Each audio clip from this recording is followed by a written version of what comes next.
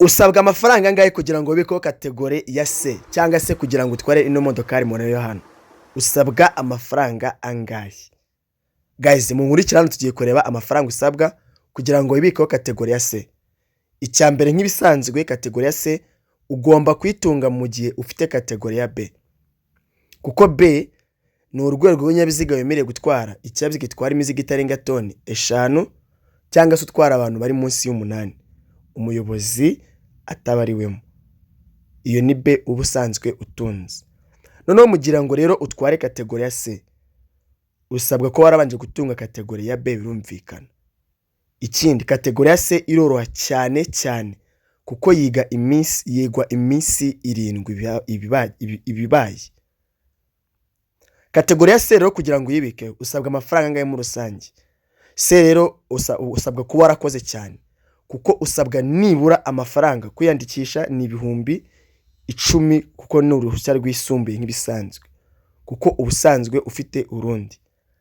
Hanyuma kuyiga ni 300,000 ukayiga iminsi 7 ukoramo n'ikizamini cyangwa se iminsi 10 ukoramo n'ikizamini 300,000.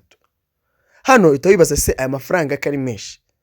Nuvuga ngo twe turi gutanga nibura amafaranga usabwa kugira ngo ikategori uyibikeho nta kibazo na kimwe ufite.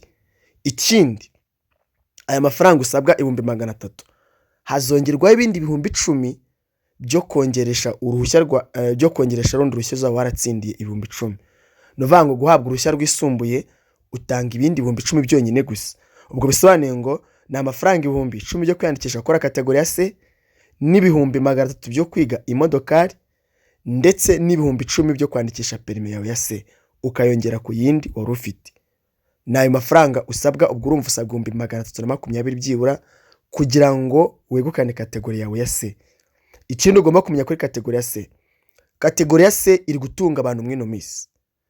Cyane ko nk'abantu tutagize umugisha wo kwenda kugira amashuri adasanzwe cyangwa se menshi ndetse n'abayafite kwanza. Izi kategori ziri gutunga abantu mu miss uko urumva ntabwo ubwubatsi buzigera buhagarara, ntabwo gukora imihanda bizigera bihagarara, nta no gutwara imizigo bizigera bihagarara. Ibikeho kategori ya C. Yibikeho ni inama nkugira kirikare. Shaka amafaranga uyibikeho. Ikindi kategori ya C nuyibikaho ubuke neza ko bagiye gusohoka itegeko rivuga ko kategori ya B utemerewe gutwara imizigo irengeje toni 3.5. Hagiye kuza kategori cyangwa se urwego rwa C ko uzayitwara none toni 5 kuzamura. Mu gihe wari ufite B uyu minsi atwarira gutwara imizigo itarenga toni 5. Ugasaba umuntu atwara nka Longshashi afite C B. Ugasaba umuntu atwara nka Dina afite B. Ibi bigiye kuzacika usabwe kuza ufite kategori ya C. Menya kandi